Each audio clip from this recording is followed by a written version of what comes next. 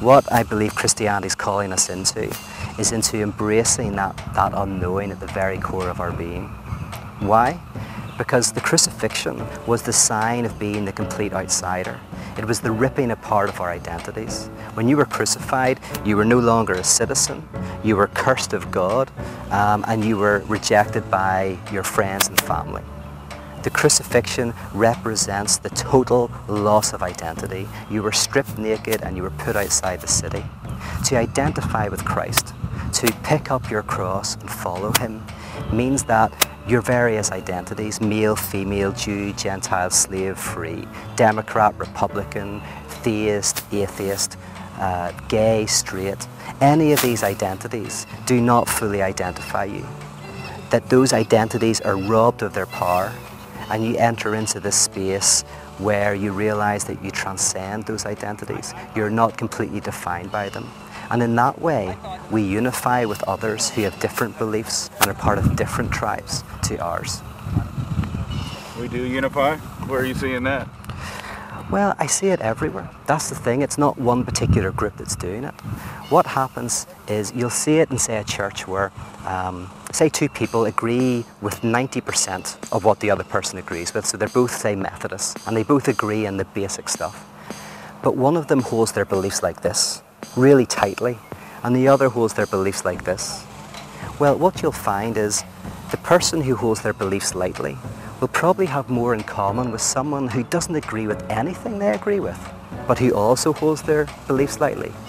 More in common with them than with the person who they fully agree with, but who holds their beliefs tightly. That's the new community that I think Paul is talking about when he says that in Christ there is neither Jew nor Gentile, slave nor free, male nor female. What he's saying is this, is not that you'll stop being a man or a woman, not that you'll stop being a Jew or a Gentile, but rather you will enter into this space where those identities don't define who's in and who's out. That you can transcend your denominations, you can transcend your tribal identities, and you can embrace and engage in dialogue with people who look at the world very different from yourself. Not if you want to get paid, brother. Oh yeah, a lot of people will lose their jobs for this kind of thinking because people want certainty. People want the minister to be the one saying, we have the right answers, we know what it's all about. The funny thing is you'll see this in church. People will come in, and if you ask people, people will know that the minister has doubts, that the minister has difficult relationships and all of that. But as long as the minister doesn't mention it, nobody freaks out, everybody's fine. But if the minister gets up and says, I have doubts, I'm not sure what I believe, and I have lots of questions, people get very, very concerned, and sometimes that minister will get fired. Now the trick is this, they're not getting fired because the minister has suddenly said something that people didn't know. Everybody knows the ministers have doubts. My goodness, most people anyway know that their ministers are having difficulties and having questions. That's not a problem. What people freak out at is when the minister says it, because then we're confronted by our own doubts and our own unknowing, and we want to protect ourselves from that. So we want someone who seems to have the answer, who's pretending on our behalf.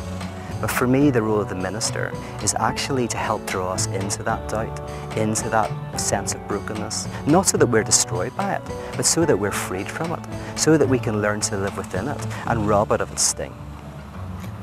How can we, how can we create places where we honor each other's particularities, but that could actually collaborate for the common good to create something beautiful and transformational that's not about protecting identity? Yeah. Well, for me, the role of the church is like a desert in the oasis. It's a place we go to give up our various identities, to encounter the other beyond their various Republican or Democrat views.